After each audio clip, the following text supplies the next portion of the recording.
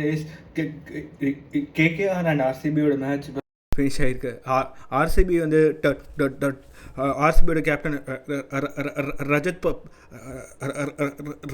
ரஜத் வந்து டாஸ் ஜெயிச்சு chose to bowl ஃபர்ஸ்ட்னு சொன்னார். அவங்க பேட்ஸ்மேன் டீகாக்கும் நிறைய ஓப்பனிங் வந்தாங்க. டீகாக் வந்து இன்னைக்கு பேட்டிங் வந்தார். இதுக்கு பேட்டிங் வந்தாருன்னே புரியல. வந்து ஒரே 4 அடிச்சிட்டாரு. அதுக்கப்புறம் ஒரு கேட்ச் வேற போச்சு. கேட்சே விட்டாங்க. ஆனால் அதுக்கப்புறம் அடிக்காமல் ஒரு சூப்பர் பால் போட்டார். By Josh HAZLEWOOD. அவர் பேர் எங்கள் வாயில் வராது, சாரி. ஆமாம்,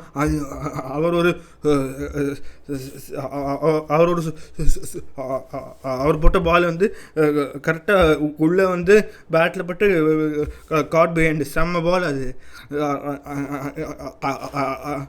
அதுக்கப்புறம் விக்கெட் போயிடுச்சு. அதுக்கப்புறம் வந்தார் கேப்டன் ரஹானே வந்து வந்தார். அப்புறம் ரஹானேயும் நரேனும் வந்து இந்த மாதிரி அவங்க தான் திரும்பியும் ஆரம்பித்தாங்க மொத்த பேட்டிங்கு. அவங்க தான் இந்த மாதிரி இந்த மாதிரி 2 பேரும் 50 அடிச்சுட்டு 2 பேரும் 50-50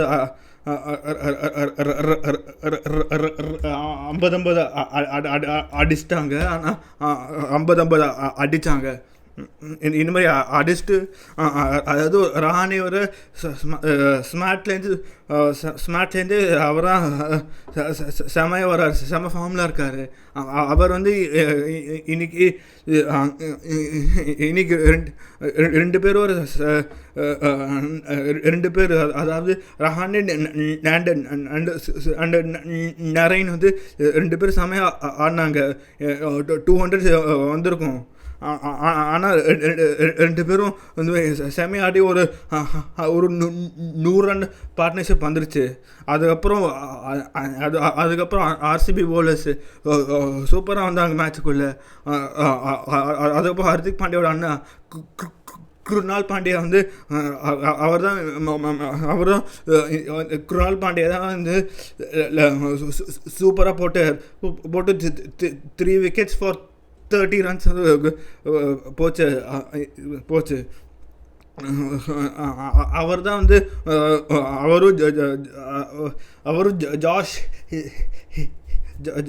ஜாஷ் வந்து ஆர்சிபியிலே அவரும் ஜாஷ் தான் மொத்த போலிங்கே இந்தமாரி போட்டு அவங்க 200 போகாமல் கண்ட்ரோல் பண்ணாங்க. ஆனால் அந்த பக்கம் இருக்கார் சுயா சர்மா. அவர் வந்து 50 ரன் டெபாசிட்டு. ஆனால்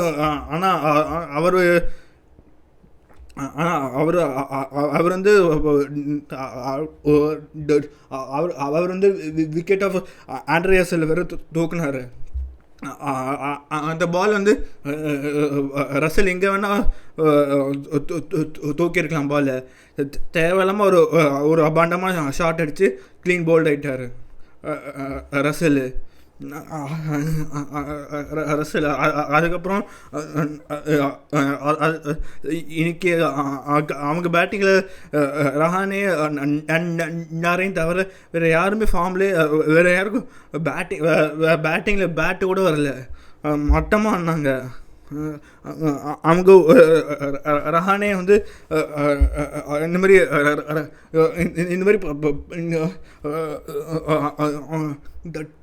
10 overs வந்து 100 ரன் வந்துருச்சு. அதுக்கப்புறம் அவங்க ஒழுங்காக 200 போயிருக்கலாம். ஆனால் என்ன பண்ணிட்டாங்க, அவங்களே இந்த மாதிரி அவங்களே மட்டமான சாய்ஸ் ஆஃப் ஷாட்ஸுக்கு போய் விக்கெட்டும் போயிடுச்சு. அவங்க வந்து டப்பு டப்பு டப்புன்னு போச்சு விக்கெட்டு. இந்த மாதிரி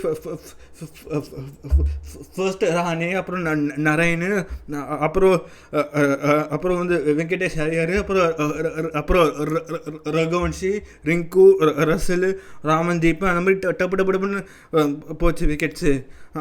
அவங்க வந்து இன்னைக்கு அவங்க பேட்டிங்கும் ஒழுங்காக போடல, போலிங்கும் ஒழுங்காக போடல.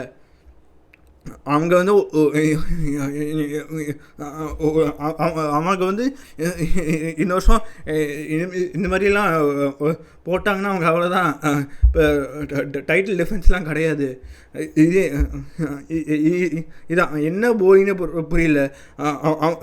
அவங்க வந்து போது ரஹானே ஒழுங்காக ஓப்பனிங் போயிருக்கணும். ரஹானே இதுக்கு ரஹானே இதுக்கு நம்பர் 3 வந்தாருன்னு புரியல. அவர் ஏன் அந்த மாதிரி அவர் தான் கேப்டன், அவர் ஓப்பனிங் போயிருக்கலாம். அப்புறம் ரஹ்மானுல்லா குர்பாஸை ப்ளே பண்ணியிருக்கலாம் இன்வெஸ்ட் ஆஃப் டிகாக் இன்னைக்கு எந்த இம்பேக்டுமே இல்லை. ரஹ்மானுல்லாவாஸ் கொஞ்சம் மேட்ச் இந்த மாதிரி அடிப்பார், அவர்கிட்ட ரன்ஸ் வரும். ஆனால் அவரையும் இந்த மாதிரி பிளேயிங் லெவலில் சூஸும் பண்ணல. அவங்க ஏன் இந்த மாதிரி போனாங்கன்னு புரியல. அதுவும் இன்னைக்கு கேகேஆரோட சாய்ஸ் ஆஃப் சூஸிங் த 11 கொஞ்சம் ஆவரேஜ் தான். இந்த மாதிரி அவங்க வந்து ரஹானே கேப்டன்சிக்கு என்ன ஆச்சுன்னு புரியல அவங்க. ஆனால் அதுக்கு ஆப்போசிட்டில் ஆர்சிபி கேப்டன் ரஜத் பட்டிதர் சூப்பராக பண்ணார். அவர் இந்த மாதிரி அவரில் இந்த மாதிரி பிளான் பண்ணி பண்ணார். இந்த மாதிரி ஜாஷை வந்து ஃப்ரண்ட்டில் 2 ஓவர்ஸ், அப்புறம் பேக்கில் 2 ஓவர்ஸ்னு வச்சுட்டு அதுக்கப்புறம் இந்த மாதிரி 10 ஓவராக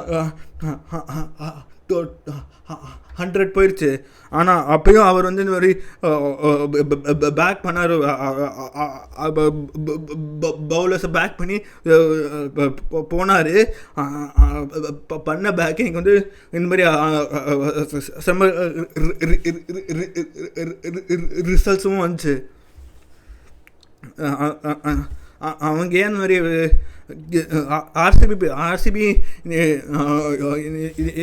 ஆர்சிபி இன்னைக்கெலாம் அவுட் ப்ளே பண்ணிட்டாங்க by bad ball and fielding. அவங்க வந்து இன்னைக்கு ஆர்சிபிக்கு ஒரு அந்த ஹங்கர் வந்துடுச்சு போல். இந்த மாதிரி போதும், நாங்கள் போய் இந்தமாதிரி அடிக்கிறோம், கப்பு வேணும்னு வந்துட்டாங்க போல். அவங்க வந்து அவங்க போலிங் இன்னைக்கு பாவம் புவி வேற வரல. அவர் வந்துட்டாருன்னா போலிங் செமையாகிடும். ஒரு பக்கம் ஜாஷ், புவி, தயால், அப்புறம் குருநாள் பாண்டியா போலிங்கு செமையாகிடும். போலிங் வந்துடும். பேட்டிங் பற்றி பேசவே தேவையில்லை. ஃபில் சால்ட் வந்து 7 மேட்சஸ் அடிப்பார். அந்த 7 மேட்சஸ் போதும். அவரே வந்து இன்னைக்கு மேட்சை முடிச்சிட்டாரு. அவர் வந்து எல்லா பாலும் இன்னைக்கு எல்லா பாலும் 4-6 அந்த மாதிரி தான் அடித்தார். அவரில் இதே மாதிரி தான் பாக்கி இருக்கிற மேட்சஸ் அவர் இந்த மாதிரி தான் ஆட போகிறாரு.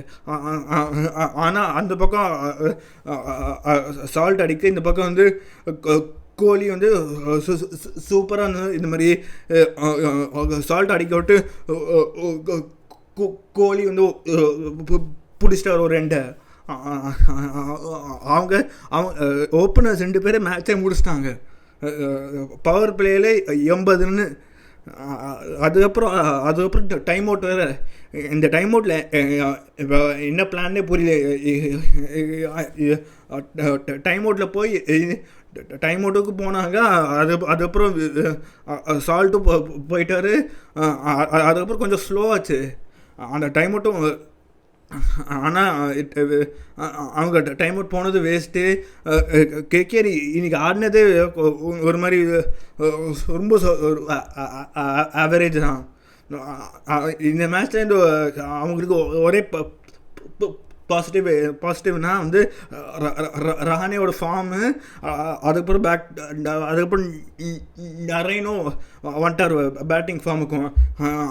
அவரில் வேற எங்கேயும் அடிக்காமல் இங்கே மட்டும் வந்து வரார் ஃபார்முக்கு.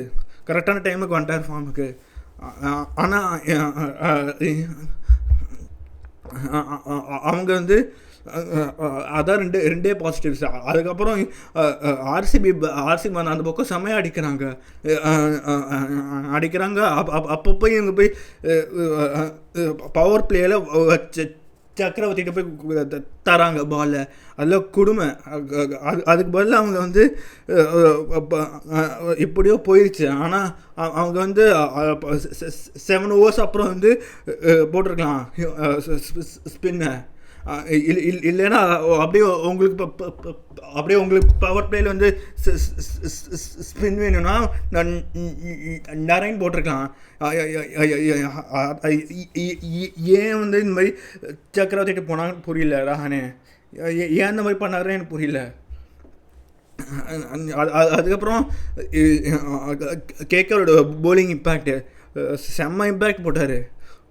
அவர் போட்டு 2 ஓவர்ஸ் வந்து 32 ரன்ஸு டெபாசிட். அவரோட டெபாசிட் பண்ணிட்டார் பெஸ்ட் இம்பேக்ட் பிளேயருன்னு. அவர் வந்து பிளேட் ஃபார் கேகேஆரா ஆர்சிபியான்னு புரியல. ஆர்சிபியிலே கூட அவங்க அந்த மாதிரி போடலையே. அவங்க வந்து இன்றைக்கி அவங்க போட்ட போலிங் வந்து ஒரு ஐடியா இல்லை, ஒரு பிளான் இல்லை. இது மாதிரி எப்படி கண்ட்ரோல் பண்ணணுன்னு. அது வந்து அதுக்கு அது வந்து can be because of the அந்த பக்கம் சால்ட் வந்து செம்மையாக அடித்தார். சால்ட் பண்ண ஷார்ட்ஸே வந்து இவங்க வந்து மொத்த கையும் வரல, காலும் வரல, எதுவுமே வரல இவங்களுக்கு. இப்படி போட்டால் சால்ட் வந்து 4-6 போச்சு பால். அதுக்கப்புறம் 10 இந்த பக்கத்தில் கோலி ஆரம்பிச்சிட்டாரு. 2 பேரும் ஆளுக்கு ஒரு 50 அங்கேயும் மேட்ச் முடிஞ்சார்.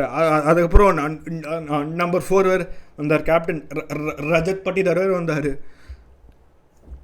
அவரும் வந்து 213 ஸ்ட்ரைக் ரேட்டில் அடித்தார். 200 ஸ்ட்ரைக் ரேட்டில் அடிச்சுட்டா அவரும் மேட்ச்சை முடிச்சுட்டு போயிட்டார்.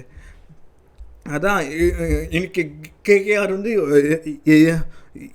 கேகேஆருக்கு வந்து ஒரு பிளானிங் இல்லை. ஒரு கேகேஆர் ஆக்ஷன்லேயே எனக்கு போயிடுச்சு. என்ன கேட்டால் மிச்சல் ஸ்டார்க் எங்கே இருக்கார், ஸ்பென்சர் ஜான்சன் எங்கே இருக்கார் புரியல. ஜான்சன் டெபாசிட் பண்ணுறாரு, இந்தாங்க வச்சுக்கோங்க ரன்ஸுன்னு. ஆர்சிபியில் ஆனால் போன வருஷத்துக்கு ஆர்சிபி இந்த வருஷம் போலிங் வந்து கொஞ்சம் சூப்பராக ஆக்கிட்டாங்க. அவங்க வந்து அதுக்கப்புறம்